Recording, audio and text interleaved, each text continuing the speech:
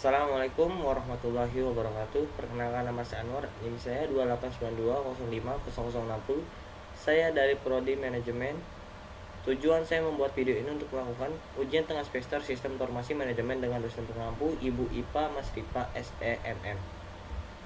Saya di sini akan menjelaskan tentang konsep, peran, serta manfaat dari Sistem Informasi Manajemen Sumber Daya Manusia. Konsep Sistem Informasi Manajemen Sumber Daya Manusia adalah penggabungan antara sumber daya manusia dengan teknologi informasi yang melalui perangkat lunak SDM. Hal tersebut akan memungkinkan proses dan juga aktivitas SDM dalam perusahaan dilakukan secara elektronik. Sistem informasi SDM memungkinkan perusahaan untuk merencanakan biaya dan pengelolaan SDM yang lebih efektif sehingga perusahaan tidak perlu mengalokasikan dananya ke beberapa sumber daya lainnya. Di dalam beberapa kondisi, penerapan sistem informasi sumber SDM ini bisa meningkatkan produktivitas kinerja karyawan sehingga target perusahaan bisa segera tercapai.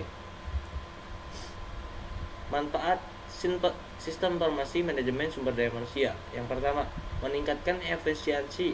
Diterapkannya teknologi dalam suatu sistem tertentunya mampu meningkatkan sisi efisiensi perusahaan, baik itu dari sisi performa hingga waktu. Seluruh hal tersebut sudah dibuat secara otomatis sehingga akan memudahkan tim HR perusahaan. Manajemen data. Yang kedua, manajemen data.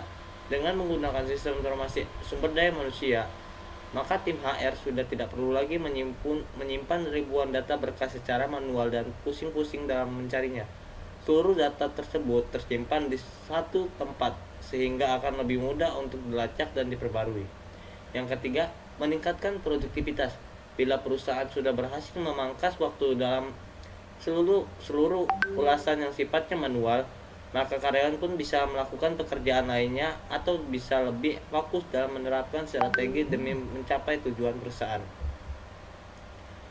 Model sumber daya manusia berbasis sumber daya informasi manusia. Yang pertama, subsistem SEI atau disebut dengan sistem informasi akuntansi. Menyediakan data mengenai akuntansi bagi HRIS jika akan ada database yang berisi informasi lengkap mengenai sumber daya manusia, baik yang berkaitan dengan keuangan ataupun non-keuangan. Yang kedua, subsistem penelitian sumber daya manusia. Mengumpulkan data melalui proyek penelitian khusus seperti penelitian suksesi atau disebut dengan succession study, analisis dan evaluasi jabatan yang disebut dengan job analysis and evaluation, dan penelitian keseluruhan atau disebut dengan grievance study. Yang ketiga, subsistem intelijen sumber daya manusia. Mengumpulkan data yang berkaitan dengan SDM organisasi dan meliputi yang pertama, intelijen pemerintah. Menyediakan data serta informasi agar perusahaan dapat menerapkan segala peraturan mengenai ketenaga kerjaan. Yang kedua, intelijen pemasok. Menyediakan data dan informasi untuk perekrutan karyawan. Yang ketiga, intelijen serikat pekerja. Data dan informasi digunakan dalam hal pengaturan kontrak kerja antara serikat pekerja dan perusahaan. Yang keempat, intelijen pemasyarakat global. Informasi yang menjelaskan tentang sumber daya lokal seperti perumahan dan pendidikan. Yang kelima, intelijen masyarakat keuangan.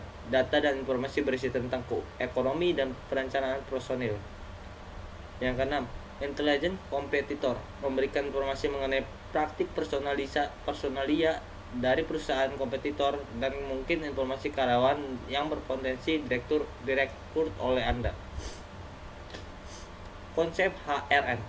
HRM adalah usaha-usaha yang dilakukan perusahaan untuk mengelola karyawan agar mereka dapat memiliki performa yang lebih baik. Misalnya saja, ketika Anda merekrut seorang karyawan, Anda tentu ingin mencari orang yang memang sesuai dengan kriteria perusahaan. Itu mungkin karena mereka akan lebih cocok, lebih bisa beradaptasi dan bertahan lebih lama dibandingkan dengan mereka yang tidak sesuai dengan budaya dan atau kriteria perusahaan.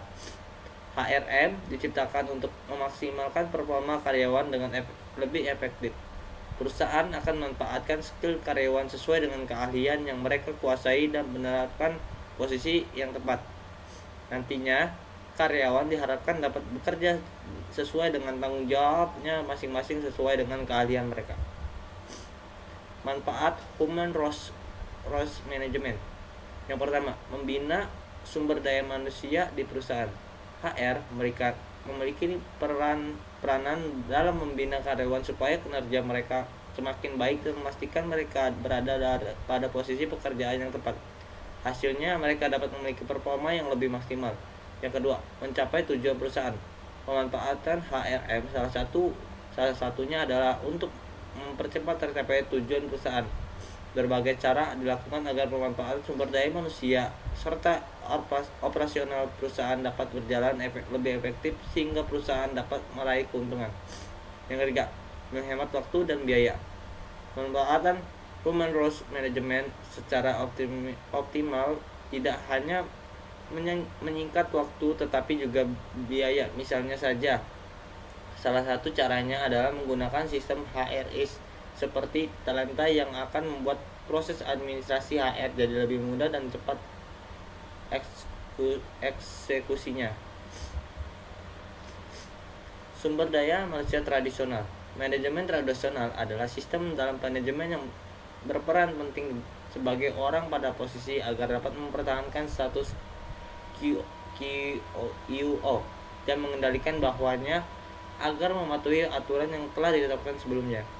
Pada saat ini, perkembangan usaha semakin meningkat guna untuk memenuhi kebutuhan dari masyarakat, yang mana dapat kita lihat dari banyak perusahaan yang baru yang punya kualitas serta produk yang disenangi masyarakat. Rancangan kerja manajemen tradisional. Yang pertama, adanya perbedaan yang mencolok tentang pekerjaan thinking serta doing. Yang kedua, manajer serta staf pembantunya bertanggung jawab agar menentukan kewajiban pekerja, prosedur serta metode untuk melaksanakan pekerja serta aturan yang harus ditaati. Yang ketiga, hal yang tak termasuk dalam uraian tugasnya diserahkan kepada pemimpin. Yang keempat, karyawan harus meminta petunjuk dari pemimpin dalam menanggapi persoalan yang berkaitan dengan pekerjaan. Yang kelima, hubungan kerja antar anggota juga dikendalikan secara ketat oleh aturan yang bersifat formal serta terkontrol dan juga ketat. Yang keenam, mekanisme hubungan kerja serta pertanggungjawaban adalah kewajiban atasan, sementara anggota diharapkan memenuhi aturan yang telah ada. Yang ketujuh, hubungan pekerja bersifat kaku antara anggota dengan atasan. Baik, begitu saja yang bisa saya sampaikan. Wabillahi taufiq wal hidayah. Wassalamualaikum warahmatullahi wabarakatuh.